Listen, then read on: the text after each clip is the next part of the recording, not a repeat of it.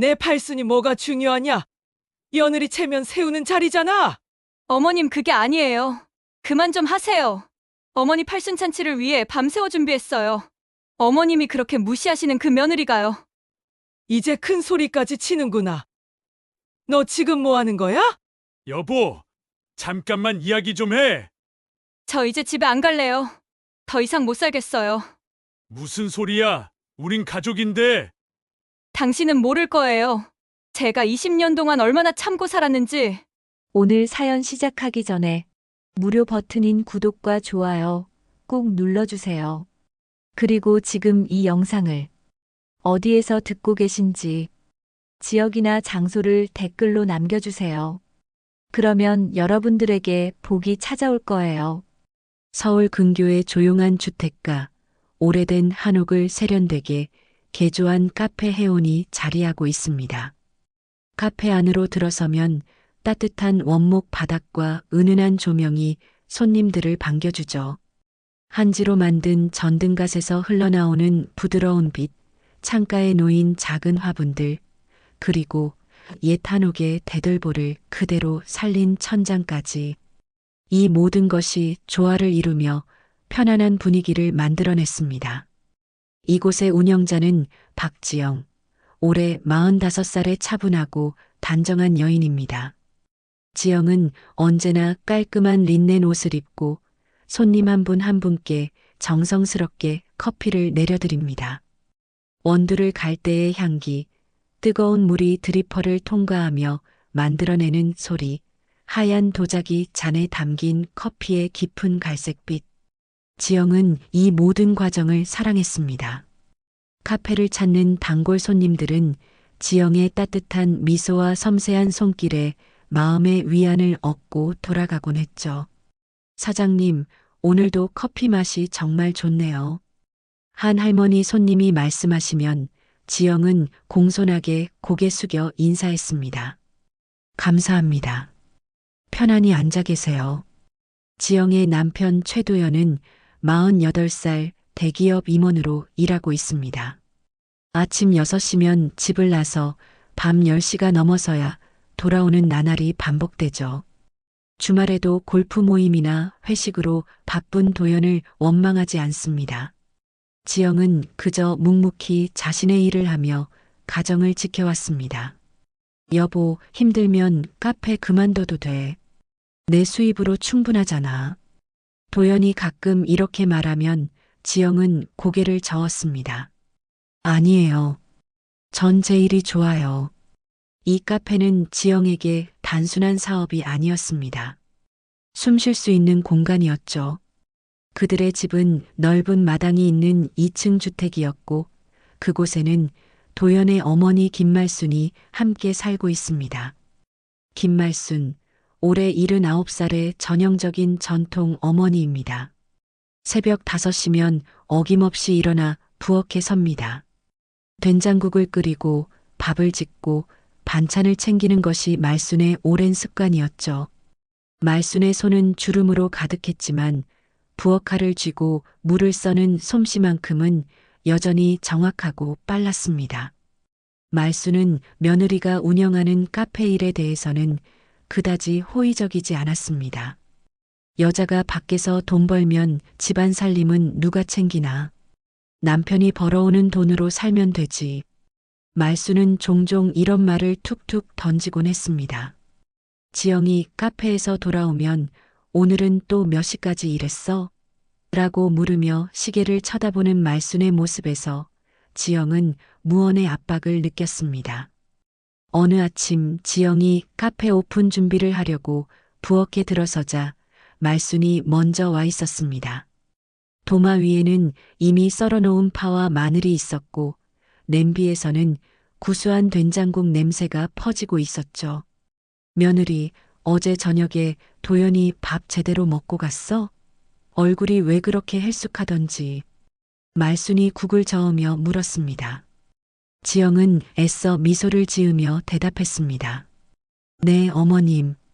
제가 따로 도시락도 싸드렸어요. 회사에서 점심 먹을 시간 없으실까 봐요. 말순은 고개를 끄덕이면서도 뭔가 못마땅한 표정이었습니다. 도시락은 무슨, 집에서 따뜻한 밥 먹어야지. 남편이 저렇게 바쁘게 일하는데 아내가 옆에서 챙겨줘야 하는 거 아니야? 지영은 잠시 말문이 막혔습니다. 자신도 바쁘게 일한다는 말은 차마 할 수 없었죠. 죄송해요, 어머님. 앞으로는 더 신경 쓸게요. 지영은 이런 대화가 낯설지 않았습니다. 결혼한 지 20년, 시어머니와 함께 산 지도 15년이 넘었으니까요. 처음에는 시어머니의 말 한마디 한마디에 가슴이 철렁했지만 이제는 그냥 스쳐 지나가는 바람처럼 받아들이게 되었습니다. 어머님은 그냥 다른 세대시니까 이해해야지. 나쁜 의도로 하시는 말씀은 아니실 거야. 지영은 늘 이렇게 스스로를 다독였죠. 화장실 거울 앞에 서서 지친 얼굴을 마주할 때마다 지영은 억지로라도 입꼬리를 올렸습니다. 오늘도 웃자. 괜찮아. 하지만 마음속 깊은 곳에는 늘 눌러둔 한숨이 있었습니다. 지영도 사람이니까요. 아침마다 일어나 어머님께 인사를 드리고 아침상을 차리고 카페로 출근하는 길. 그 반복되는 일상 속에서 지영은 가끔 자신이 누구인지 잊어버릴 때가 있었습니다. 며느리인지 아내인지 사업가인지 아니면 그저 누군가의 그림자인지. 여러 역할 사이에서 지영은 언제나 아슬아슬하게 균형을 잡고 있었습니다. 카페 해오는 지영에게 유일한 숨통 같은 곳이었습니다. 이곳에서만큼은 온전히 자기 자신일 수 있었죠. 손님들과 나누는 대화, 정성스럽게 내리는 커피 한 잔, 창밖으로 보이는 계절의 변화. 봄이면 벚꽃잎이 날리고, 여름이면 초록 이파리가 우거지고, 가을이면 단풍이 들고, 겨울이면 하얀 눈이 쌓이는 풍경. 이 모든 것이 지영에게는 작은 위로였습니다. 그러나 집으로 돌아가는 길 대문을 열고 들어서는 순간부터 지영은 다시 며느리가 되어야 했습니다. 저녁 시간 말수는 거실에 앉아 텔레비전을 보고 있었습니다. 오래된 드라마 재방송이었죠. 지영이 퇴근해서 들어오자 말순이 리모컨을 내려놓으며 말했습니다. 며느리, 오늘 고등어 한 마리 사왔는데 구워줘. 도연이 고등어 좋아하잖아. 어릴 적부터 고등어만 나오면 밥 한 그릇 뚝딱 비웠어.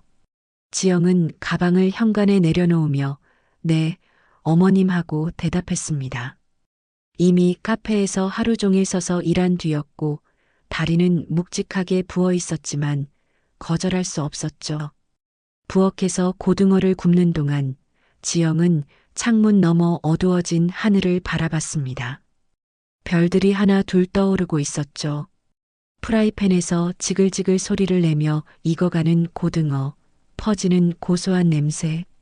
지영은 문득 생각했습니다. 나는 언제쯤 진짜 내 시간을 가질 수 있을까? 그냥 소파에 누워서 아무 생각 없이 쉴 수 있는 날이 올까? 하지만 그 생각도 잠깐 말순의 목소리가 다시 들려왔습니다. 며느리, 고등어 타겠어.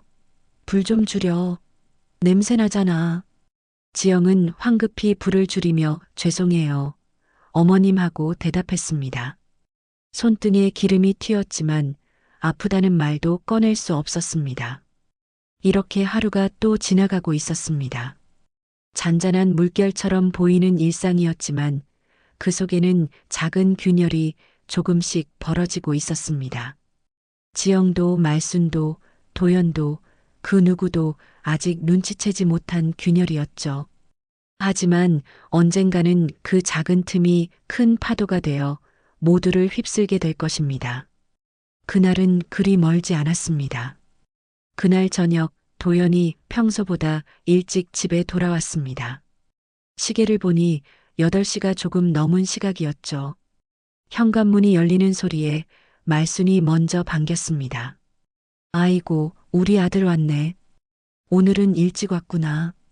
도연은 넥타이를 풀며 거실로 들어왔습니다. 어머니, 저녁 드셨어요? 말수는 고개를 끄덕이며 먹었지. 며느리가 해준 거 먹었어 하고 대답했습니다. 지영은 부엌에서 설거지를 하고 있었습니다. 도연이 부엌으로 들어오자 지영이 물수건으로 손을 닦으며 물었습니다. 여보, 저녁은요? 도연은 회사에서 먹었어 하고 짧게 대답한 뒤 식탁에 앉았습니다. 평소와 다르게 뭔가 할 말이 있는 듯한 표정이었죠. 지영은 도연 앞에 따뜻한 보리차 한 잔을 놓았습니다. 여보, 할 말이 있어. 도연이 먼저 입을 열었습니다. 지영은 도연 맞은편에 앉으며 무슨 일이에요? 라고 물었습니다. 도연은 잠시 보리차를 한 모금 마신 뒤 천천히 말을 이어갔습니다. 어머니 팔순잔치 말이야. 올해가 어머니 팔순이잖아. 제대로 한번 해드려야 할 것 같아서. 지영은 고개를 끄덕였습니다. 그러게요. 제가 준비할게요. 집에서 조촐하게 친척분들 모시고 하면 될 것 같은데요. 그런데 도연의 다음 말이 지영을 당황스럽게 만들었습니다. 아니, 집에서는 좀 그렇고 호텔 스카이라운지 예약했어. 이미 계약금도 넣었고. 지영은 잠시 말을 잃었습니다. 호텔이라니요. 말수는 평소에도 외식하는 것조차 불편해하시는 분이었습니다. 백화점에 가도 사람 많고 시끄럽다며 일찍 나가자고 하시는 분인데 호텔 연회장이라니요. 여보, 호텔이요? 어머님은 그런데 낯설어 하실 텐데요. 오히려 불편해하시지 않을까요? 지영이 조심스럽게 말했습니다. 도연은 고개를 저었습니다. 괜찮아. 어머니도 팔순인데 제대로 대접받으셔야지. 우리 형편에 호텔 잔치 한번 못 해드릴 것도 아니고 회사 사람들한테도 소문나면 좋잖아. 효자 소리 듣는 거지 뭐. 도연의 목소리에는 이미 결정된 일이라는 확신이 담겨 있었습니다. 지영은 더 이상 반대할 수 없었습니다. 며느리로서, 아내로서 거절할 수 없는 일이었죠. 알겠어요. 그럼 제가 준비할게요. 날짜는 언제로 잡으셨어요? 도연이 핸드폰을 꺼내 일정을 확인하며 말했습니다. 다음 달 15일 토요일. 스카이라운지 전망 좋은 홀로 예약했어. 오후 5시부터. 지영은 핸드폰 달력에 날짜를 표시하며 속으로 한숨을 쉬었습니다. 이제 한 달밖에 남지 않았네요.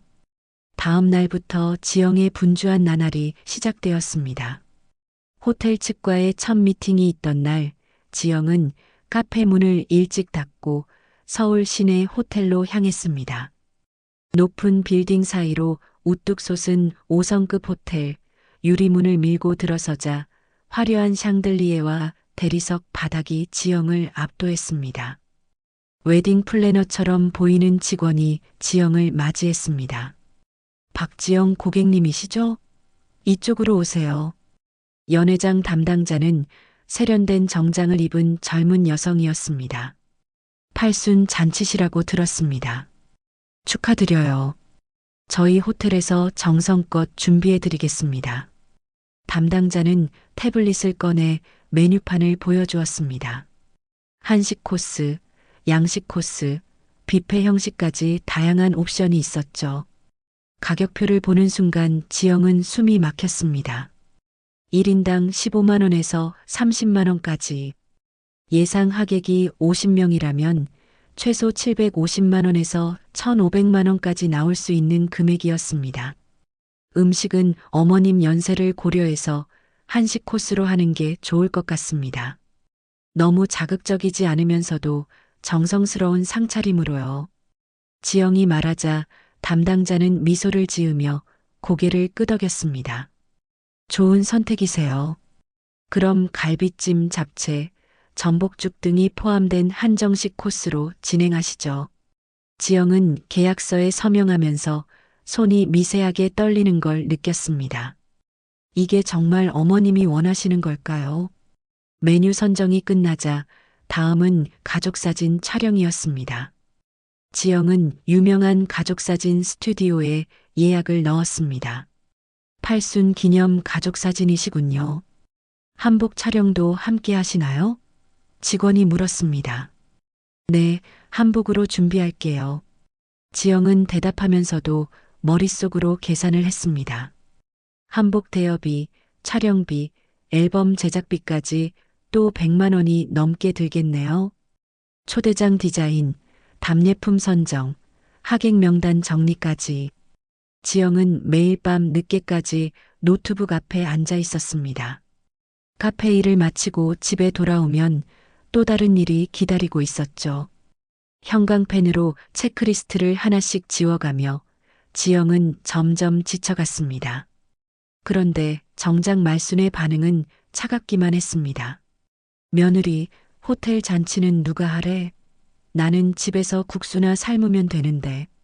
말순은 거실 소파에 앉아 텔레비전을 보면서 툭툭 내뱉었습니다. 지영이 호텔 메뉴판을 보여드리며 어머님, 이렇게 음식이 나온다고 하네요 하고 설명해도 말순은 고개를 돌리며 그런데 뭐하러 가냐? 돈만 아깝지 하고 투덜거렸습니다. 지영은 억눌렀던 감정이 조금씩 흔들리기 시작했습니다. 나는 도대체 누구를 위해 이 일을 하고 있는 걸까요? 어머님을 위해서? 남편을 위해서? 아니면 체면을 위해서? 밤마다 침대에 누우면 천장만 멍하니 바라보는 시간이 길어졌습니다.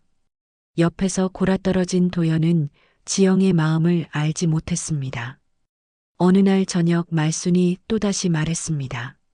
며느리야, 내가 이런 데 와서 뭐 하냐니까. 그냥 집에서 조용히 지내면 되는데. 지영은 참았던 말을 꾹 눌러 삼키며 대답했습니다. 어머님, 도연이가 어머님께 효도하고 싶어서 준비하는 거예요. 좋게 봐주세요. 하지만 말순은 효도는 무슨, 체면 차리는 거지하고 중얼거렸습니다. 그 말이 지영의 가슴에 비수처럼 꽂혔습니다. 체면이라는 단어. 지영은 정말 체면을 위해 이 모든 걸 하고 있는 걸까요? 아니면 며느리로서 해야 할 의무를 다하는 걸까요? 경계가 흐릿해졌습니다. 지영은 부엌으로 가서 찬물을 한 컵 마셨습니다. 목구멍으로 넘어가는 차가운 물이 답답한 가슴을 조금 식혀주었습니다. 하지만 마음속 깊은 곳의 불안감은 사라지지 않았습니다. 팔순잔치 날이 다가올수록 지영의 마음은 점점 더 무겁게 가라앉고 있었습니다. 드디어 팔순잔치 당일이 밝았습니다. 지영은 새벽부터 잠을 설쳤습니다. 오전 6시 알람이 울리기도 전에 눈을 떴죠. 창밖으로 희미하게 빛이 들어오고 있었습니다. 오늘은 토요일 말순의 팔순잔치가 열리는 날입니다. 지영은 조심스럽게 침대에서 일어나 욕실로 향했습니다. 거울 속 자신의 얼굴을 보니 눈 밑에 다크서클이 짙게 내려앉아 있었습니다. 오늘만 잘 넘기면 돼. 지영은 스스로에게 주문을 외우듯 중얼거렸습니다. 오전 10시 가족사진 촬영이 있었습니다.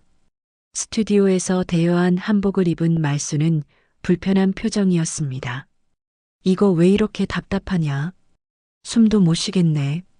말순이 저고리 고름을 잡아당기자 스튜디오 직원이 황급히 다가와 어머님, 조금만 참으세요. 금방 끝납니다 하고 말했습니다.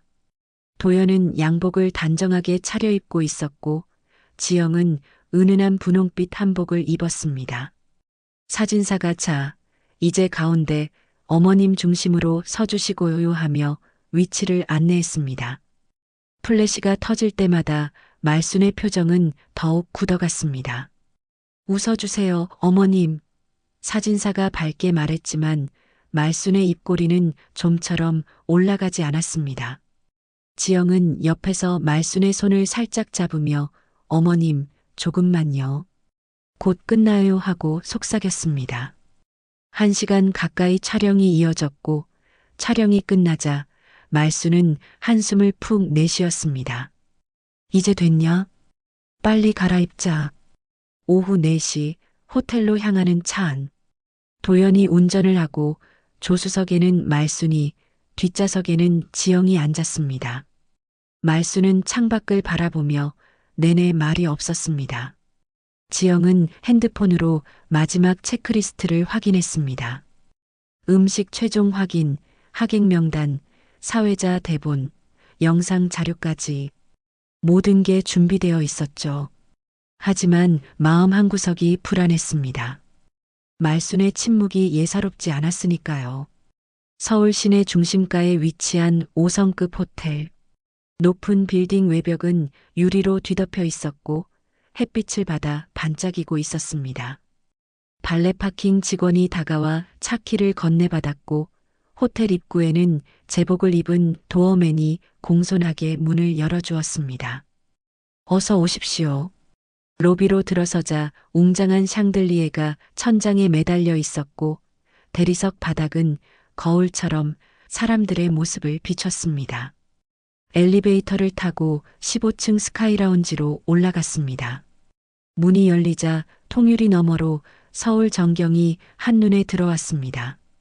남산타워가 저 멀리 보였고 높은 빌딩들이 빼곡하게 늘어서 있었죠. 연회장 입구에는 말순의 팔순을 축하하는 현수막이 걸려 있었습니다. 김말순 여사 팔순 잔치를 축하합니다. 화려한 금색 글씨가 눈부셨습니다. 연회장 안으로 들어서자 하얀 조명이 반짝이고 있었습니다. 둥근 테이블마다 하얀 식탁보가 깔려 있었고 그 위에는 은빛 식기와 크리스탈 잔이 정갈하게 놓여 있었습니다. 무대 위에는 거대한 스크린이 설치되어 있었고 말순의 젊은 시절 사진들이 슬라이드쇼로 흘러나오고 있었습니다. 배경음악으로는 잔잔한 클래식 음악이 흐르고 있었죠. 친척들이 하나둘 도착하기 시작했습니다. 도연의 누나 최은숙이 가장 먼저 도착했습니다. 은숙은 50이 넘은 나이지만 화려한 명품 드레스를 입고 있었습니다. 목에는 굵은 금목걸이가 걸려 있었고 손목에는 명품 시계가 반짝였습니다. 어머, 동생. 잘 차렸네. 은숙이 연회장을 둘러보며 말했습니다. 도연은 누나 어서 와. 어머니 여기 계셔 하며 말순을 안내했습니다. 말순은 상석에 앉았지만 얼굴이 굳어 있었습니다. 낯선 분위기에 적응하지 못하는 표정이었죠. 어머니, 괜찮으세요? 지영이 다가가 물었습니다. 말순은 고개를 돌리며 낮은 목소리로 중얼거렸습니다. 이게 뭐냐? 내가 이런 데 와서 뭐하냐? 그냥 집에서 국수만 삶지. 이게 무슨 팔순잔치냐? 지영은 가슴이 철렁 내려앉았습니다. 하지만 웃음을 지으며 어머님, 오늘은 어머님이 주인공이세요. 편하게 계세요 하고 말했습니다. 하객들이 점점 더 많이 도착했습니다. 도연의 회사 동료들, 친척들, 말순의 오랜 친구들까지 모두들 단정한 옷을 차려입고 있었습니다. 남자들은 정장을, 여자들은 화려한 드레스나 한복을 입고 있었죠. 연회장은 금세 사람들로 가득 찼고 웅성거리는 소리가 커졌습니다. 오후 5시 정각 잔치가 시작되었습니다.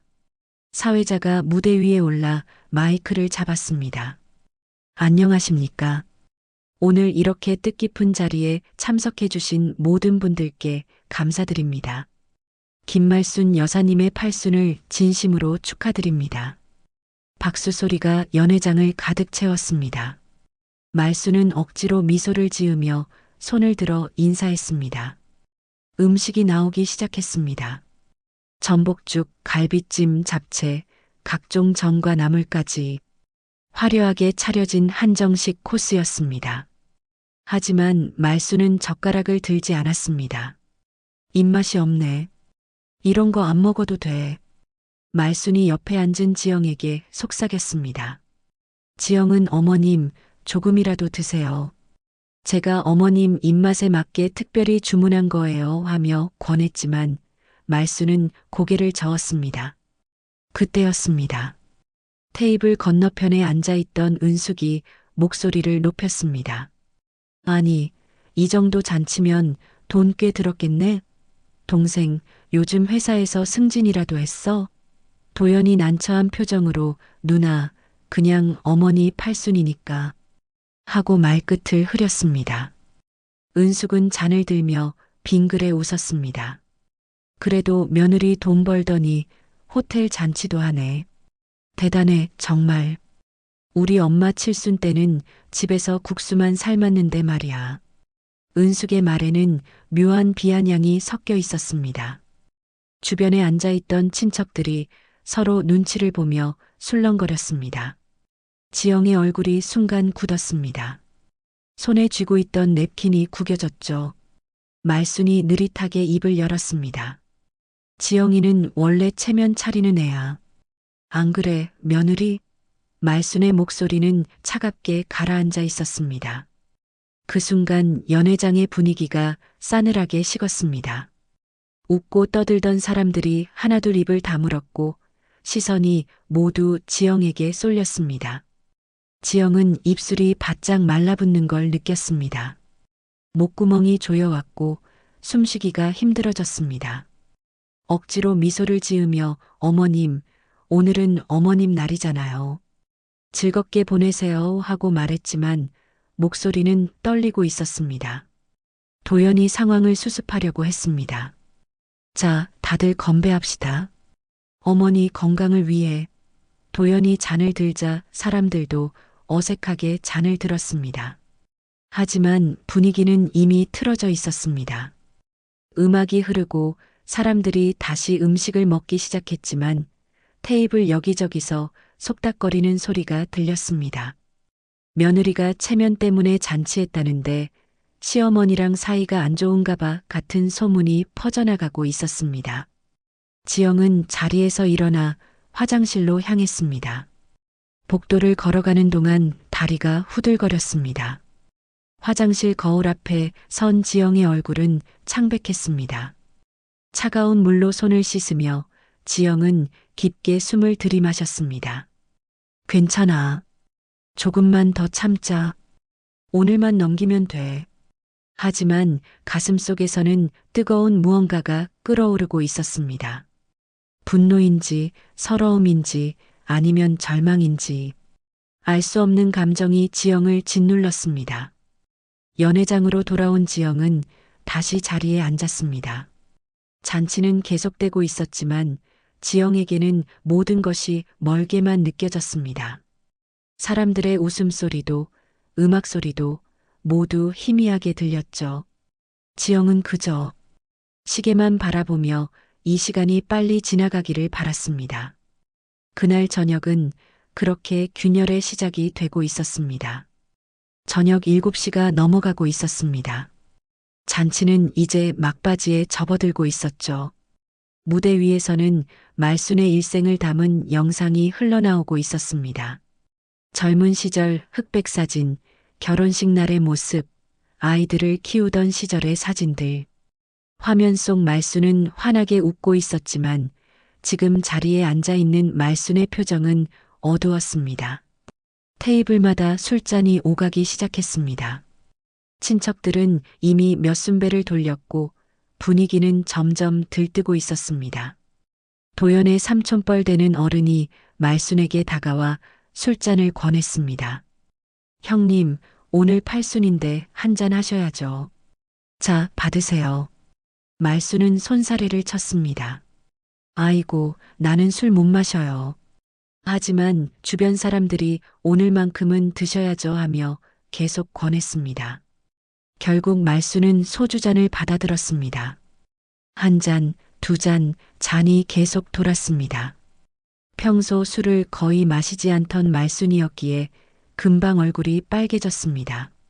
눈빛도 흐려지기 시작했죠. 지영은 멀찌감치 떨어진 자리에서 그 모습을 지켜보며 불안감을 느꼈습니다. 어머님, 술은 그만 드세요 하고 말하고 싶었지만 차마 나서지 못했습니다. 주변 어른들이 권하는데 며느리가 나서서 말릴 수는 없는 일이었으니까요. 말순의 목소리가 점점 커지기 시작했습니다. 야, 이 잔치가 뭐가 좋다고 다들 난리야. 나는 이런 거 원한 적도 없어.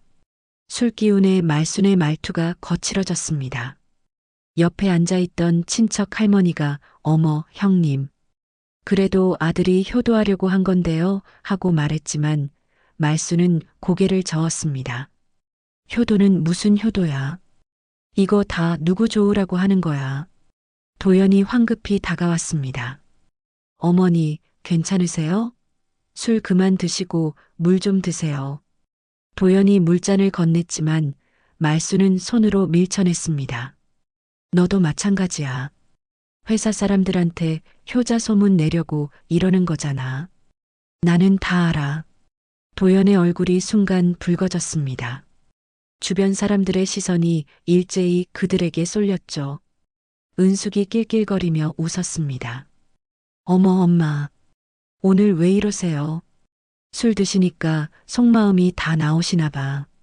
은숙의 말에 다른 친척들도 수군거리기 시작했습니다. 연회장의 웅성거림이 점점 커졌습니다. 지영은 자리에서 일어나 말순에게 다가갔습니다. 어머님, 제가 방으로 모시겠습니다. 잠깐 쉬세요. 하지만 말순은 지영의 손을 뿌리쳤습니다. 너는 왜 나서? 이게 다 너 때문이잖아. 말순의 목소리가 연회장에 울려 퍼졌습니다. 음악도 멈췄고 사람들의 대화 소리도 잦아들었습니다. 모든 시선이 말순과 지영에게 집중되었죠. 내 팔순이 뭐가 중요하냐? 며느리 체면 세우는 자리잖아. 다들 보세요. 우리 며느리 호텔 잔치도 한다고. 말순의 말이 마치 날카로운 칼처럼 지영의 가슴을 찔렀습니다. 지영은 그 자리에 굳어버렸습니다. 숨을 쉴 수가 없었죠. 귀가 윙윙거렸고 눈앞이 흐려졌습니다. 한 달 동안 밤을 새워가며 준비했던 모든 순간들이 주마등처럼 스쳐 지나갔습니다. 호텔과의 미팅, 메뉴 선정, 초대장 발송, 가족사진 촬영까지 그 모든 시간과 노력이 한순간에 무너지는 것 같았습니다. 지영의 손이 떨리기 시작했습니다. 참았던 눈물이 눈가에 맺혔지만 억지로 꾹 눌렀습니다. 이렇게 많은 사람들 앞에서 무너질 수는 없었으니까요. 하지만 가슴속에서 끓어오르던 무언가가 더 이상 참을 수 없는 지경에 이르렀습니다. 20년 동안 삼켜왔던 말들, 억눌렀던 감정들이 한꺼번에 터져 나오려 했습니다. 어머님, 지영의 목소리가 낮게 깔렸습니다. 연회장이 고요해졌습니다. 모두가 숨을 죽이고 지영을 바라봤죠. 그만 좀 하세요. 지영의 목소리는 떨리고 있었지만 또렷했습니다. 저도 사람입니다. 어머님이 그렇게 무시하시는 그 며느리, 이 잔치를 위해 밤새워 준비했어요. 하나하나 신경 쓰고 어머님 드실 음식 골라드리고 편하실까봐 의자 위치까지 다 확인했습니다. 지영의 목소리가 점점 높아졌습니다. 제가 체면을 차리려고 이걸 했다고요? 맞아요. 저도 체면이 있는 사람이에요. 며느리로서 해야 할 일을 했을 뿐이에요. 그런데 어머님은 단 한 번도 고맙다는 말씀 안 하셨어요. 오히려 불평만 하셨죠. 호텔이 왜 필요하냐고, 집에서 국수나 삶으면 된다고. 말순이 입을 열려고 했지만 지영은 말을 멈추지 않았습니다. 제가 20년 동안 얼마나 참고 살았는지 아세요? 새벽마다 일어나서 어머님 아침상 차리고 카페 가서 일하고 돌아와서 저녁 준비하고 제 시간은 단 한 번도 없었어요. 그래도 참았어요. 며느리니까, 아내니까, 가족이니까. 연회장은 숨소리조차 들리지 않을 만큼 조용했습니다. 사람들은 숨을 죽인 채 이 광경을 지켜보고 있었죠.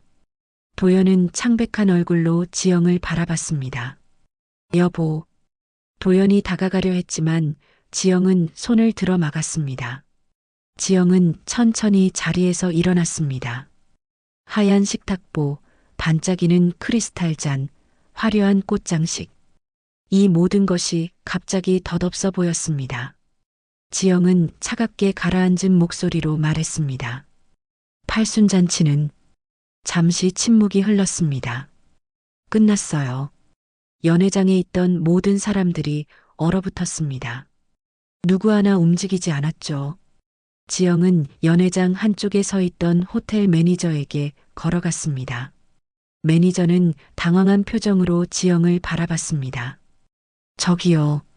어머님 방 체크아웃 처리해 주세요. 지금 당장요. 지영의 목소리는 단호했습니다. 매니저가 난처한 표정으로 저 손님. 그게 하고 말끝을 흐렸습니다. 지영은 매니저를 똑바로 바라보며 다시 한번 말했습니다. 체크아웃이요. 들리지 않으세요? 매니저는 결국 고개를 끄덕이며 태블릿을 꺼냈습니다. 말수는 눈을 동그랗게 뜨며 지영을 바라봤습니다. 술 기운이 조금 가신 듯 말순의 얼굴에는 당혹감이 번졌습니다. 며느리야, 너 지금 뭐 하는 거냐? 말순의 목소리가 떨렸습니다. 은숙이 벌떡 일어났습니다. 야, 지영아. 너 지금 정신이 있는 거야? 오늘이 무슨 날인데? 하지만 지영은 뒤돌아보지 않았습니다. 그저 핸드백을 들고 연회장 문을 향해 걸어갔습니다. 하이힐 굽이 대리석 바닥을 두드리는 소리만이 고요한 연회장에 울려 퍼졌습니다. 도연이 황급히 지영을 쫓아갔습니다. 여보, 잠깐만. 이야기 좀 하자. 하지만 지영은 멈추지 않았습니다. 연회장 문이 닫혔습니다. 남겨진 사람들은 서로를 바라보며 어쩔 줄 몰라 했습니다. 말수는 의자에 주저앉으며 눈물을 흘렸습니다. 내가 뭘 한 거야? 말순의 작은 중얼거림이 적막한 연회장에 흩어졌습니다. 화려했던 팔순잔치는 그렇게 파국으로 끝나고 있었습니다. 호텔을 나온 지영은 택시를 타고 카페로 향했습니다. 밤 9시가 넘은 시각이었죠. 거리는 어둠에 잠겨 있었고 가로등 불빛만이 차창을 스쳐 지나갔습니다. 지영은 창밖을 멍하니 바라보며 아무 생각도 하지 않으려 애썼습니다. 하지만 연회장에서의 장면들이 자꾸만 머릿속을 스쳐갔죠. 말순의 차가운 목소리, 친척들의 수군거림, 도연의 창백한 얼굴. 카페에 도착한 지영은 열쇠로 문을 열고 들어갔습니다. 어두운 카페 안은 고요했습니다. 불을 켜자 익숙한 공간이 눈에 들어왔죠. 원목 테이블, 빈 커피잔들, 창가의 화분들. 지영은 의자에 주저앉았습니다. 그제야 참았던 눈물이 터져 나왔습니다. 소리 없이 흐르는 눈물이 뺨을 타고 떨어졌습니다. 나는 뭘 잘못한 걸까? 내가 뭘 그렇게 잘못했길래? 지영은 두 손으로 얼굴을 감싸며 울었습니다. 핸드폰이 울렸습니다. 도연이었습니다. 한 번, 두 번, 세 번. 계속해서 전화가 걸려왔지만 지영은 받지 않았습니다. 문자 메시지가 연달아 도착했습니다. 여보, 어디야? 집에 와. 이야기 좀 하자. 제발 전화 좀 받아. 걱정된다. 어디 있는지만 알려줘. 하지만 지영은 답장하지 않았습니다. 지금은 아무하고도 이야기하고 싶지 않았으니까요. 그날 밤 지영은 카페 2층 작은 사무실 소파에서 잠들었습니다. 담요도 없이 몸을 웅크린 채 밤을 보냈죠. 다음 날 아침 지영은 부은 눈으로 일어났습니다. 거울을 보니 눈이 퉁퉁 부어 있었습니다. 지영은 찬물로 얼굴을 씻으며 스스로에게 다짐했습니다. 이제는 내 인생을 살아야 해. 더 이상 참고만 살 수는 없어. 한편 집에 남겨진 도연과 말수는 혼란에 빠져 있었습니다. 도연은 밤새 지영에게 전화를 걸었지만 받지 않자 초조해졌습니다. 어머니, 이거 어떡합니까? 지영이가 전화를 안 받아요. 도연의 목소리에는 불안이 가득했습니다. 말수는 거실 소파에 앉아 멍하니 텔레비전만 바라보고 있었습니다. 어젯밤 일이 악몽처럼 느껴졌죠. 다음 날 아침 도연의 누나 은숙이 집으로 찾아왔습니다. 현관문을 열고 들어선 은숙의 표은 심각했습니다. 동생 지영이는? 도연이 고개를 저었습니다. 연락이 안 돼요. 어디 있는지도 모르겠어요. 은숙은 거실로 들어가 말순을 마주했습니다. 엄마, 어제 왜 그러셨어요? 며느리가 그렇게까지 준비한 건데. 말순은 고개를 들지 못했습니다. 내가 술을 마셔서 그만. 말순의 목소리는 가늘게 떨렸습니다. 은숙이 한숨을 쉬었습니다. 엄마도 너무하셨어요. 며느리가 얼마나 준비했는데. 그 며느리가 한 달 동안 밤을 새워가며 준비한 거 모르세요? 왜 그렇게 몰아붙이셨어요? 은숙의 말에 말순은 더욱 움츠러들었습니다. 오후가 되자 다른 친척들에게서도 전화가 걸려왔습니다. 옳게, 어제 일은 좀 심했어. 엄마한테 잘 말씀드려. 지영이 정말 억울했겠다. 그렇게까지 할 일은 아니었잖아. 집안 어른들조차 말순을 비난했습니다. 아니, 며느리가 호텔 잔치까지 해줬는데 왜 그렇게 구박을 하냐? 요즘 시대에 그런 며느리가 어디 있나? 말순은 점점 더 작아졌습니다. 전화를 받을 때마다 고개를 숙였고 밥도 제대로 먹지 못했습니다. 부엌에 들어가도 아무것도 하고 싶지 않았죠. 내가 정말 잘못한 걸까? 며느리를 너무 힘들게 한 걸까? 말순은 혼자 중얼거렸습니다. 사흘째 되던 날 도연이 지영을 찾아 카페로 갔습니다. 카페 문을 열고 들어서자 지영이 카운터에서 커피를 내리고 있었습니다. 지영아. 도연이 조심스럽게 불렀습니다. 지영은 도연을 잠깐 쳐다보고는 다시 일손에 집중했습니다. 무슨 일이에요? 차가운 목소리였습니다. 집에 가자. 이야기 좀 하자. 도연이 다가서려 했지만 지영은 한 발짝 물러섰습니다. 저 이제 집 안 갈래요. 더 이상 그렇게 못 살겠어요. 지영의 목소리는 단호했습니다. 도연의 얼굴이 굳었습니다. 무슨 소리야? 우리 가족인데. 어머니도 많이 반성하고 계셔. 반성이요? 지영이 쓴웃음을 지었습니다. 당신은 모를 거예요. 제가 20년 동안 얼마나 참고 살았는지. 이제는 정말 지쳤어요. 지영의 눈에는 더 이상 눈물이 없었습니다. 그저 깊은 피로만이 묻어 있었죠. 도연은 한동안 말없이 서 있다가 입을 열었습니다. 그럼 당분간 떨어져 있자. 서로 시간을 가지고 생각해 보는 게 좋겠어. 도연의 목소리는 무겁게 가라앉았습니다. 지영은 고개를 끄덕였습니다. 그게 좋겠네요. 도연은 더 이상 할 말을 찾지 못하고 카페를 나섰습니다. 그날 저녁 말순은 혼자 방에 앉아 있었습니다. 창밖으로는 어둠이 내리고 있었죠. 말순은 문득 서랍을 열었습니다. 오래된 서류들이 정리되어 있었습니다. 그 중에서 하나의 봉투를 꺼냈습니다. 남편이 돌아가시기 전에 정리해둔 재산 목록이었죠. 서류를 펼쳐보던 말순의 눈이 멈췄습니다. 부동산 등기부등본, 지영의 카페가 있는 건물 주소가 적혀 있었습니다. 소유주 이름을 보는 순간 말순은 숨이 멎는 것 같았습니다. 김말순. 건물 소유주는 다름 아닌 말순 자신이었습니다. 말순은 얼어붙었습니다. 이게 무슨 남편이 생전에 남긴 재산이었습니다. 말순은 그 건물이 어디 있는지조차 정확히 몰랐었죠. 부동산 관리는 변호사에게 맡겨두었고 매달 임대료가 통장으로 들어오는 것만 알고 있었습니다. 다른 서류를 뒤적이던 말순은 또 하나의 문서를 발견했습니다. 임대차 계약서였습니다. 임차인 박지영. 해운카페 법인 대표.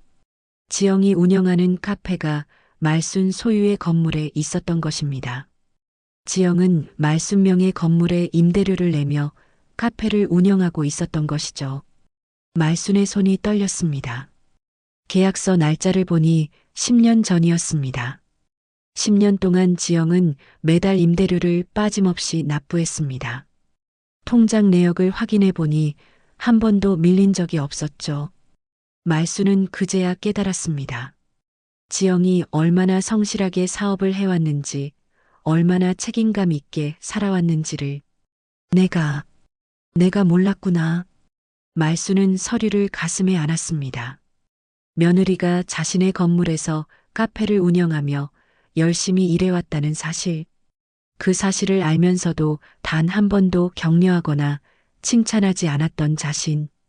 오히려 여자가 밖에서 돈 벌면 집안 살림은 누가 챙기나라며 구박했던 모든 순간들이 떠올랐습니다. 말수는 서랍 깊숙이 서류들을 다시 넣었습니다. 가슴이 무너지는 것 같았습니다. 며느리에게 미안함과 부끄러움이 밀려왔죠. 지영아, 미안하다. 말순의 작은 중얼거림이 적막한 방 안에 흩어졌습니다. 무너지는 것은 집이 아니었습니다. 말순의 마음이 무너지고 있었습니다. 며칠이 지났습니다. 말순은 집안에서 거의 나오지 않았습니다. 식사도 거의 하지 않았고 텔레비전도 보지 않았죠. 그저 방 안에 앉아 창밖만 바라보며 시간을 보냈습니다. 도연이 어머니 밥 좀 드세요 하며 권해도 입맛이 없다며 고개를 저었습니다. 말순의 얼굴은 나날이 수척해져 갔습니다. 밤마다 잠을 이루지 못했습니다. 눈을 감으면 지영의 목소리가 들렸습니다. 저도 사람입니다. 20년 동안 얼마나 참고 살았는지 아세요? 그 말들이 귓가에서 맴돌았죠. 말수는 이불을 뒤집어 쓰고 작게 흐느꼈습니다. 내가 너무했구나. 내가 정말 너무했어. 일주일째 되던 날 아침 말수는 결심했습니다. 호텔에 가봐야겠다고.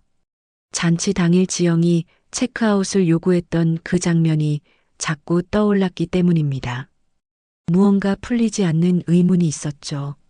말수는 옷을 갈아입고 조심스럽게 집을 나섰습니다.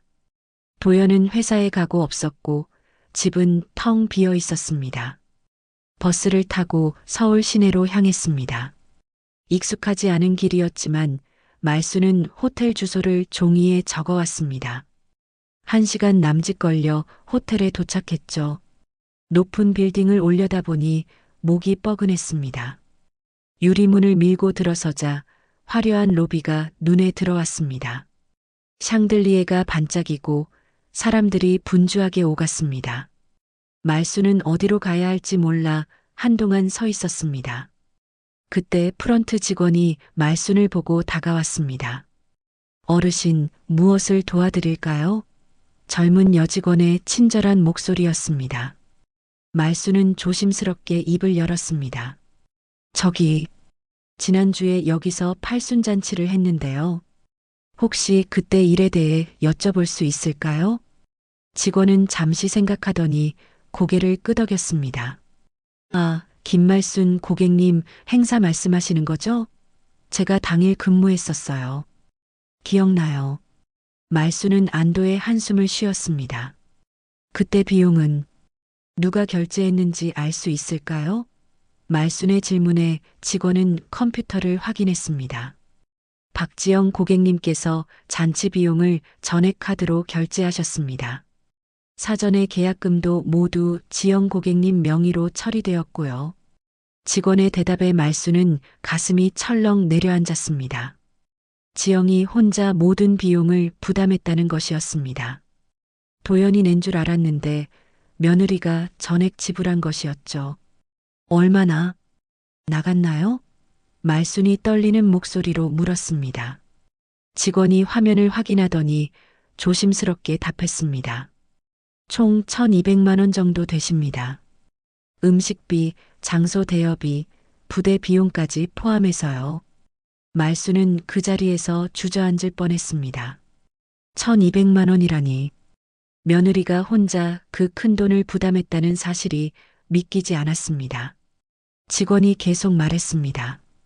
참, 지영 고객님께서 이번 주에도 여기 작은 연회실을 예약하셨어요. 소규모 비즈니스 미팅이라고 하시던데요. 혹시 같이 오실 건가요? 말수는 고개를 저었습니다. 아니요, 괜찮습니다. 알려주셔서 감사해요. 호텔을 나온 말순의 머릿속은 복잡했습니다. 지영이 호텔 투자 미팅을 준비하고 있었다니. 그렇다면 팔순잔치를 호텔에서 한 것도 혹시 사업적인 이유가 있었던 걸까요? 말수는 혼란스러웠습니다.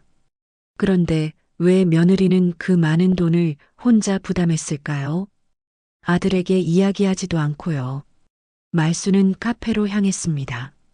지영을 만나야 할 것 같았습니다. 버스를 갈아타고 1시간을 더 가서 카페 앞에 도착했습니다. 유리창 너머로 지영이 보였습니다. 손님에게 커피를 건네며 미소 짓고 있었죠. 하지만 그 미소는 예전과 달랐습니다. 어딘가 공허해 보였습니다. 말수는 카페 안으로 들어갈 용기가 나지 않았습니다. 그저 밖에서 지영을 바라만 봤죠. 지영이 손님들을 응대하고 테이블을 닦고 커피를 내리는 모습. 말수는 처음으로 며느리의 일하는 모습을 제대로 본 것 같았습니다. 얼마나 성실하게 정성스럽게 일하는지. 1시간쯤 지났을까요? 손님들이 빠져나가고 카페가 한산해졌습니다. 지영이 잠시 카운터에 앉아 노트북을 펼쳤습니다. 말수는 창가 쪽으로 조금 더 가까이 다가갔습니다. 지영의 노트북 화면이 희미하게 보였죠. 지영이 무언가를 타이핑하고 있었습니다. 말수는 눈을 가늘게 뜨고 화면을 들여다봤습니다. 문서 제목이 보였습니다. 호텔 투자 제안서, 그리고 그 아래 작성 날짜가 적혀 있었습니다. 팔순잔치 1달 전이었습니다. 말수는 숨이 멎는 것 같았습니다. 지영이 팔순잔치를 준비하면서 동시에 호텔 투자 미팅도 준비하고 있었던 것입니다. 그렇다면 정말 며느리가 사업을 위해 잔치를 이용한 걸까요? 말수는 가슴이 답답했습니다. 그런데 지영이 노트북 화면을 스크롤하다가 한 페이지에서 멈췄습니다. 별도로 작성된 메모 파일 같았습니다. 지영은 잠시 그 화면을 바라보다가 눈을 감았습니다. 말수는 더 가까이 다가가 유리창에 얼굴을 가까이 댔습니다. 화면에 적힌 문장이 어렴풋이 보였습니다. 어머니를 위한 팔순잔치는 내 마지막 선물이다. 더 이상 억지로 웃지 않아도 되게 해드리고 싶다. 말순의 눈이 커졌습니다.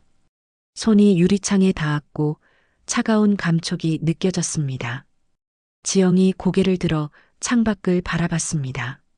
말순과 눈이 마주쳤죠. 두 사람은 한동안 말없이 서로를 바라봤습니다. 지영의 눈빛에는 놀라움과 당혹감이, 말순의 눈빛에는 후회와 미안함이 담겨 있었습니다. 말순은 그제야 모든 것을 이해했습니다. 며느리가 호텔 투자 미팅을 겸한 것은 잘못이 아니었습니다. 카페를 운영하며 살아남기 위한 비즈니스적 생존이었던 것입니다. 그리고 팔순잔치를 끝내려 했던 말은 분노가 아니라 절망의 외침이었습니다. 더 이상 억지로 웃으며 살고 싶지 않다는, 며느리로서의 가면을 벗고 싶다는 간절한 외침이었던 것이죠. 말수는 천천히 고개를 숙였습니다. 눈물이 흘러내렸습니다. 미안하다, 지영아. 내가 몰랐구나. 작은 중얼거림이 입술을 스쳤습니다. 카페 안에서 지영도 눈물을 닦아냈습니다. 두 사람 사이에 유리창이 가로막고 있었지만 이제는 서로의 마음이 조금씩 보이기 시작했습니다. 말수는 카페 안으로 들어가지 않았습니다. 지금은 아직 때가 아니라고 생각했죠. 천천히 발걸음을 돌려 버스 정류장으로 향했습니다. 하지만 말순의 마음속에는 이미 결심이 자리 잡고 있었습니다. 며느리에게 제대로 사과해야 한다고, 그리고 잘못을 바로잡아야 한다고. 진실의 문이 열린 지금 말수는 비로소 무엇을 해야 할지 알게 되었습니다. 사흘 후 호텔 경영진 회의실에 긴급 소집령이 내려졌습니다. 월요일 아침 9시 임원들이 하나둘 회의실로 모여들었습니다. 호텔 사장의 표정이 심상치 않았죠. 오늘 아침 법무팀으로 공문이 한 통 도착했습니다. 내용을 먼저 확인해 보시죠. 비서가 서류를 돌렸습니다. 표지에는 호텔 해운 운영정지 명령이라는 굵은 글씨가 적혀 있었습니다.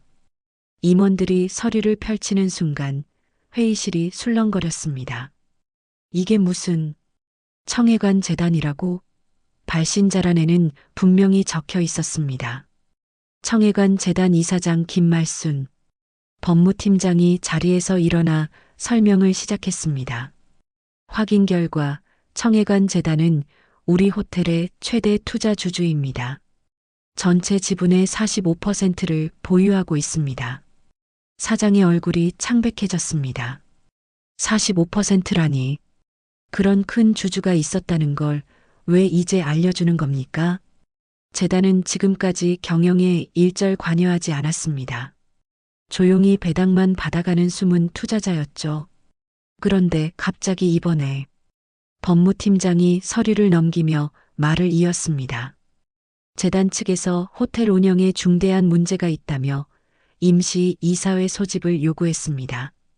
그리고 경영진 교체와 사업 방향 재검토를 요구하고 있습니다. 호텔 경영진은 패닉에 빠졌습니다. 최대 주주의 압박이라니 거부할 방법이 없었습니다.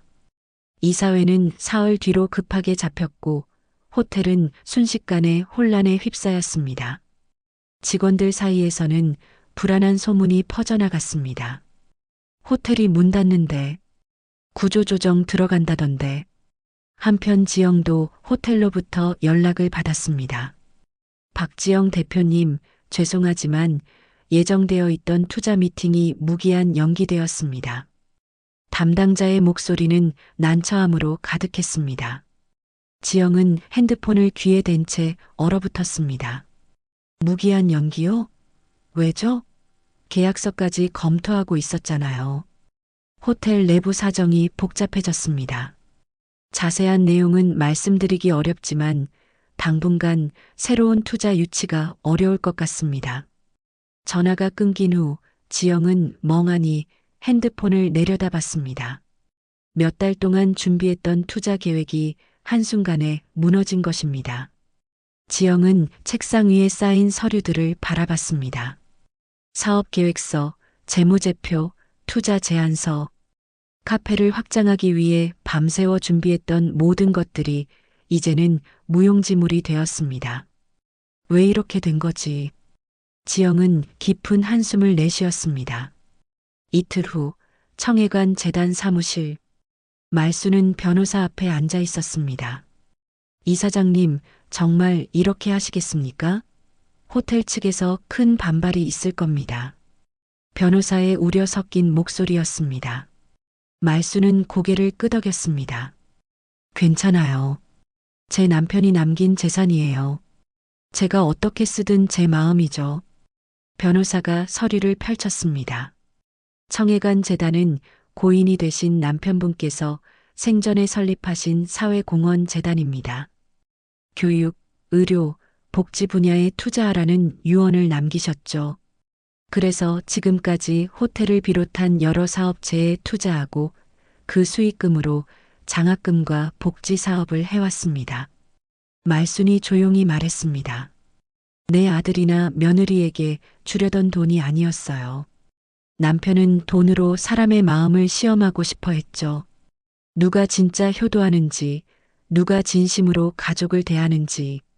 변호사는 고개를 끄덕이며 말순의 말을 경청했습니다. 며느리는 10년 동안 제 건물의 임대료를 한 번도 밀리지 않고 냈어요. 성실하게 사업했죠. 그런데 나는 그걸 모르고 구박만 했습니다. 말순의 목소리가 떨렸습니다. 이제라도 바로잡고 싶어요. 호텔 투자권은 접으라고 전하세요. 대신 며느리 사업에 재단 자금을 지원하겠습니다. 변호사는 잠시 말이 없었습니다. 이사장님 뜻을 호텔 측에 전달하겠습니다. 하지만 이렇게 되면 호텔은 당분간 경영난을 겪을 겁니다. 말수는 창밖을 바라보며 말했습니다. 그건 호텔 경영진이 감당해야 할 몫이에요. 나는 이제 내 며느리를 챙기고 싶습니다. 그날 오후 호텔에는 정식 공문이 도착했습니다. 청해관 재단이 호텔 경영에서 손을 떼고 투자금 일부를 회수하겠다는 내용이었습니다. 호텔 사장은 긴급 기자회견을 열었고 뉴스에서는 명문 호텔 경영난 소식이 흘러나왔습니다. 주가가 폭락했고 투자자들이 발을 빼기 시작했습니다. 지영은 뉴스를 보며 충격에 빠졌습니다. 청해관 재단이 최대 주주였다니. 그리고 그 재단의 이사장이 김말순이라니. 어머님이었습니다. 지영의 머릿속이 복잡해졌습니다. 어머님이 그렇게 큰 재산을 가지고 계신 줄은 몰랐습니다. 그렇다면 지금까지 검소하게 사신 것은 무엇 때문이었을까요? 그날 저녁 지영의 핸드폰에 문자 메시지가 도착했습니다. 발신자는 말순이었습니다. 지영은 떨리는 손으로 메시지를 열었습니다. 며느리야, 호텔은 닫지만 내 마음은 열었다. 우리 다시 집으로 돌아오자. 짧은 문장이었지만 지영의 가슴을 울렸습니다. 눈물이 핸드폰 화면 위로 똑똑 떨어졌습니다. 어머님이 직접 보낸 첫 문자였습니다. 지영은 한참을 문자를 바라보다가 답장을 쓰기 시작했습니다. 하지만 무슨 말을 해야 할지 몰라 여러 번 지웠다 다시 썼습니다. 결국 지영이 보낸 답장은 단 한 줄이었습니다. 어머님, 조금만 시간을 주세요. 말수는 지영의 답장을 받고 눈을 감았습니다. 며느리가 답장을 보냈다는 것만으로도 감사했습니다. 시간이 필요하다면 기다리겠습니다. 얼마든지요. 호텔이 문을 닫는다는 소문이 동네에 퍼졌습니다. 카페 단골 손님들도 그 이야기를 했죠. 사장님, 그 호텔에서 투자 받으려고 하셨다면서요? 안 됐네요. 지영은 쓸쓸하게 미소 지었습니다. 괜찮아요. 다른 방법을 찾아볼게요. 하지만 마음속으로는 알고 있었습니다. 어머님이 호텔 일에 개입하신 이유를 며느리인 지영을 위해서였다는 것을, 잘못된 방향으로 가는 투자를 막아주신 것일 수도 있다는 것을. 지영은 창밖을 바라보며 중얼거렸습니다. 어머님, 그날 밤 말순도 지영도 각자의 자리에서 잠들지 못했습니다. 두 사람은 같은 하늘 아래, 같은 별을 바라보며 서로를 생각했습니다. 호텔은 닫혔지만 두 사람의 마음속 문은 조금씩 열리고 있었습니다. 이제 남은 것은 용기를 내어 서로에게 다가가는 일뿐이었습니다. 봄은 이미 문턱까지 와 있었습니다. 그로부터 한 달이 흘렀습니다. 겨울이 지나고 봄이 찾아왔습니다. 카페 창밖으로 벚꽃 봉오리가 하나 둘 피어나기 시작했죠.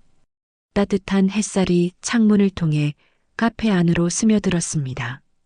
지영은 창가에 앉아 그 햇살을 받으며 커피 한 잔을 마시고 있었습니다. 그동안 지영은 많은 생각을 했습니다. 어머님에 대해서, 자신에 대해서, 그리고 가족이라는 것에 대해서. 분노와 서러움은 시간이 지나며 조금씩 가라앉았습니다. 대신 그 자리에 담담함이 찾아왔죠. 지영은 이제 어머님을 원망하지 않았습니다. 이해하게 되었으니까요. 어느 날 오후 도연이 카페로 찾아왔습니다. 지영아. 도연의 목소리는 조심스러웠습니다. 지영은 도연을 보며 미소 지었습니다. 예전과는 다른 편안한 미소였죠. 앉아요. 커피 드릴게요. 지영이 자리를 권하자 도연이 앉았습니다. 어머니가 요즘 많이 아프셔. 도연이 입을 열었습니다. 지영의 손이 잠시 멈췄습니다. 감기인가요? 도연이 고개를 저었습니다. 마음이 아프신 것 같아. 밥도 잘 안 드시고 밤에도 잘 못 주무시고 자꾸 내 이야기만 하셔. 지영은 커피잔을 도연 앞에 놓으며 물었습니다. 무슨 말씀을 하시는데요? 도연이 한숨을 쉬었습니다. 미안하다고, 며느리한테 잘못했다고, 그것만 반복하세요. 지영아, 어머니 한 번만 만나줄 수 없을까? 지영은 한동안 말이 없었습니다. 창밖을 바라보며 생각에 잠겼죠. 벚꽃이 바람에 흔들리고 있었습니다. 알았어요. 제가 찾아뵐게요. 지영의 대답에 도연의 얼굴이 밝아졌습니다. 정말 고마워, 여보. 다음 날 지영은 오랜만에 집으로 향했습니다. 익숙한 골목길, 익숙한 대문. 하지만 한 달 만에 보는 집은 낯설게 느껴졌습니다. 지영은 초인종을 누르는 대신 자신의 열쇠로 문을 열었습니다. 현관문이 열리는 소리에 거실에서 말순이 급히 나왔습니다. 지영아. 말순의 목소리는 떨리고 있었습니다. 지영은 말순을 바라봤습니다. 한 달 사이에 말순은 많이 수척해져 있었습니다. 얼굴에는 주름이 더 깊게 패여 있었고 머리카락도 더 휘어진 것 같았죠. 지영의 가슴이 저려왔습니다. 어머님. 지영이 먼저 입을 열었습니다. 말순은 그 자리에 서서 눈물만 흘렸습니다. 미안하다, 지영아. 정말 미안해. 내가 너무 모질게 굴었어. 말순의 목소리는 흐느껴 나왔습니다. 지영도 눈가가 붉어졌습니다. 어머님 괜찮아요. 이제는 다 지난 일이에요. 지영이 말순에게 다가갔습니다. 말순은 지영의 손을 꼭 잡았습니다. 주름진 손이었지만 따뜻했습니다. 용서해 줄 수 있겠니? 이 못난 시어머니를. 지영은 고개를 끄덕였습니다. 이미 용서했어요, 어머님. 두 사람은 한참을 그렇게 손을 잡고 서 있었습니다. 시간이 멈춘 것 같았죠. 오랜 오해와 상처가 조금씩 녹아내리는 순간이었습니다. 말순이 먼저 손을 놓으며 말했습니다. 배고프지? 내가 뭐 좀 해줄게. 아니에요, 어머님. 제가 할게요. 지영이 부엌으로 향했습니다. 말순도 따라왔습니다. 부엌은 예전 그대로였습니다. 냉장고, 가스레인지, 도마와 칼. 모든 것이 익숙했죠. 지영은 냉장고를 열어 재료를 꺼냈습니다. 된장국 끓일게요. 어머님이 제일 좋아하시는 거. 말순은 식탁에 앉아 지영이 요리하는 모습을 지켜봤습니다. 지영이 물을 씻고 두부를 자르고 된장을 푸는 모습. 하나하나가 정성스러웠습니다. 지영아, 네가 언제 그런 솜씨를 배웠니? 말순이 물었습니다. 지영이 웃으며 대답했습니다. 어머님한테 배웠죠. 늘 옆에서 지켜봤잖아요. 냄비에서 보글보글 된장국이 끓기 시작했습니다. 구수한 냄새가 부엌 가득 퍼졌죠. 지영은 국자로 국물 맛을 봤습니다. 간이 딱 맞네요. 밥을 짓고 반찬을 꺼내 상을 차렸습니다. 간단하지만 정성스러운 상이었습니다. 어머님, 진지 드세요. 지영이 상을 식탁에 놓았습니다. 말순은 숟가락을 들고 된장국을 한 숟가락 떴습니다. 입안에서 구수한 맛이 퍼졌습니다. 맛있다, 지영아. 네 손맛도 이제 내 것보다 낫네. 말순이 눈을 감으며 말했습니다. 지영도 맞은편에 앉아 숟가락을 들었습니다. 두 사람은 조용히 식사를 했습니다. 때때로 눈이 마주치면 서로 미소를 지었죠. 오랜만에 함께하는 식사였습니다. 예전처럼 어색하거나 긴장되지 않았습니다. 편안하고 따뜻했습니다. 식사를 마친 후 말순이 입을 열었습니다. 지영아, 나는 네가 10년 동안 내 건물에서 카페를 했다는 걸 몰랐어. 그것도 한 번도 임대료를 밀리지 않고 성실하게 냈다는 것도. 변호사한테만 맡겨놓고 신경도 안 썼지. 지영은 고개를 들어 말순을 바라봤습니다. 아셨군요. 말순이 고개를 끄덕였습니다. 알고 나니까 더 부끄러웠어. 며느리가 그렇게 열심히 사는데 나는 구박만 했으니까. 내가 정말 못났지. 아니에요, 어머님. 어머님도 어머님대로 힘드셨을 거예요. 다른 세대니까 이해하지 못하신 것 뿐이에요. 지영의 말에 말순의 눈에 다시 눈물이 맺혔습니다. 고맙다, 지영아. 이렇게 이해해줘서. 지영이 따뜻하게 미소 지었습니다. 어머님 팔순잔치는 끝났지만 우리 인연은 이제 다시 시작이에요. 지영의 말에 말순도 미소를 지었습니다. 그래, 다시 시작하자. 이번에는 진짜 가족으로. 해가 기울어가고 있었습니다. 창밖으로 보이는 하늘은 주황빛으로 물들어 있었죠. 지영과 말순은 식탁에 마주 앉아 차를 마셨습니다.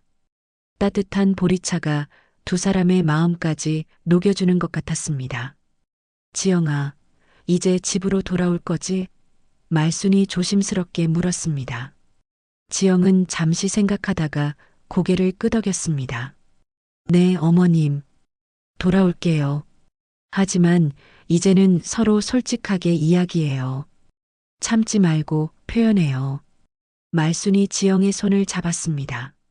그래. 약속할게. 이제는 며느리 아니라 딸처럼 대할게.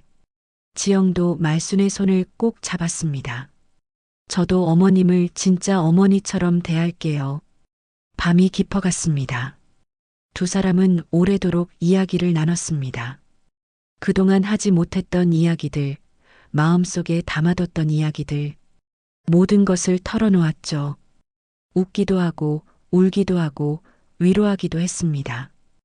호텔은 닫혔고, 투자 계획은 무산되었습니다. 재산도 사라졌고, 화려했던 잔치도 파국으로 끝났습니다. 하지만 그 모든 것을 잃고 나서야 두 사람은 진짜 소중한 것을 얻었습니다. 서로를 이해하는 마음, 진심으로 사랑하는 마음. 진짜 가족의 의미를 깨달은 것입니다.